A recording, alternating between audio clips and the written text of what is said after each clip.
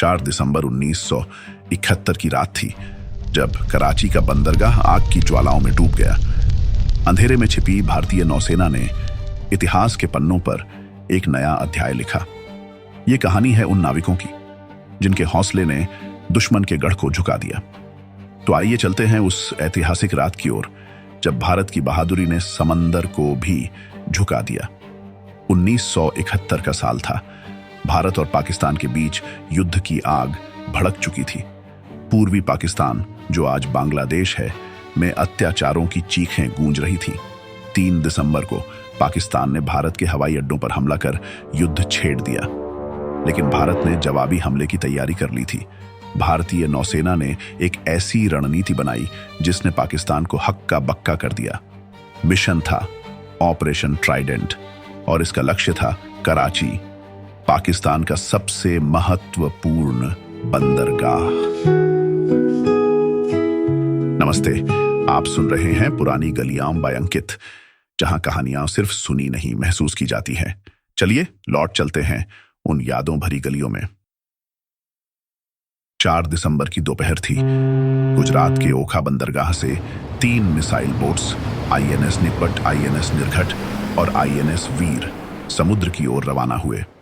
उनके साथ थे 2 पेटिया क्लास कोरवेट्स और एक टैंकर INS पोशाक।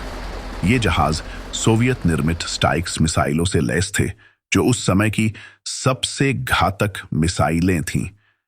कमांडर बबरू भान यादव, जिन्हें किलर स्क्वाड्रन का कमांडर कहा जाता था, इस मिशन का नेतृत्व कर रहे थे।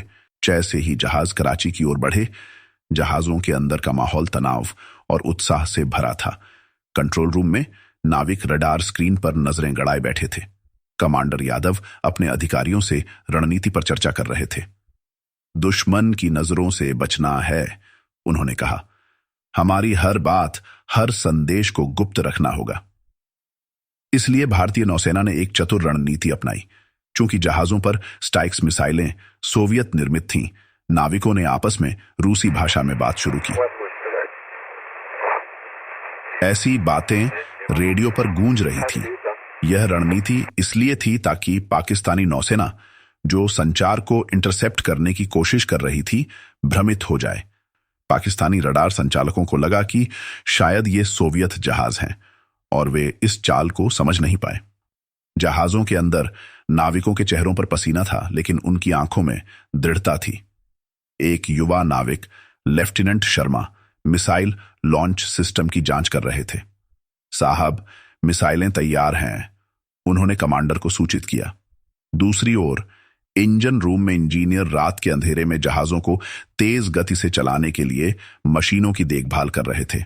हर कोई जानता था कि एक छोटी सी गलती पूरे मिशन को खतरे में डाल सकती थी। फिर भी उनके बीच एक अटूट विश्वास था। रात 10 बजे के आसपास भारतीय टास्क ग्रुप कराची से 180 मील दूर था। रडार ने 2 लक्ष्य पकड़े, एक उत्तर पश्चिम में, दूसरा उत्तर पूर्व में। कमांडर यादव ने तुरंत आदेश दिया। INS निर्घट ने पहली स्टाइक्स मिसाइल दागी। मिसाइल ने हवा को चीरते हुए पाकिस्तानी युद्धपोत PNS खैबर को निशाना बनाया। 1965 में द्वारका पर हमला करने वाला खैबर पलक झपकते समुद्र में डूब गया। INS वीर ने दूसरी मिसाइल दागी, जिसने PNS मुहाफिज को तबाह कर दिया। फिर INS निपट ने कराची के केमारी तेल भंडार पर 2 मिसाइलें दागी। आग इतनी विशाल थी कि कराची का आसमान लाल हो गया। पाकिस्तानी नौसेना स्तब्ध थी। उनकी रक्षा प्रणाली इस हमले का जवाब नहीं दे सकी। सबसे गर्व की बात, इस मिशन में भारत का एक भी जवान शहीद नहीं हुआ। लेकिन भारतीय नौसेना का मिशन यहीं खत्म नहीं हुआ। 4 दिन बाद 8 दिसंबर की रात को भारतीय नौसेना ने दूसरा हमला बोला, ऑपरेशन पाइथन। पहला हमला इतना सफल रहा था कि पाकिस्तान ने कराची में अपनी रक्षा को और मजबूत कर लिया था।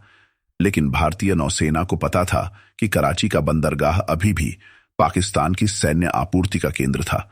अगर इसे पूरी तरह निष्क्रिय नहीं किया गया तो पाकिस्तान फिर से ताकत हासिल कर सकता था। इसलिए INS विनाश, INS तलवार और त्रिशूल ने कराची पर फिर से हमला किया। इस बार भी रूसी भाषा में संचार हुआ। ताकि पाकिस्तानी खुफिया तंत्र भ्रमित रहे। 4 स्ट्राइक्स मिसाइलें दागी गईं। पनामा का जहाज गल्फ स्टार, ब्रिटिश जहाज SS हरमट्टन और पाकिस्तानी टैंकर PNS दक्का तबाह हो गए। केमारी के तेल भंडार फिर से आग की चपेट में आ गए। कराची 3 दिन तक धुएं में डूबा रहा। ऑपरेशन ट्राइडेंट और पाइथन केवल सैन्य जीत नहीं थे, यह भारत के साहस, बुद्धिमानी और एकता की कहानी थी। कमांडर बबरू भान यादव और उनकी किलर स्क्वाड्रन ने न केवल कराची को झुकाया बल्कि हर भारतीय के दिल में गर्व की लौ जलाई। रूसी भाषा में संचार, रात के अंधेरे में चुपके से बढ़ते जहाज और नाविकों का अटूट विश्वास, ये सब उस रात की अमर गाथा का हिस्सा था। 4 दिसंबर को भारत आज भी नौसेना दिवस के रूप में मनाता है। यह दिन हमें याद दिलाता है कि जब हम एकजुट होते हैं तो कोई भी चुनौती हमें रोक नहीं सकती।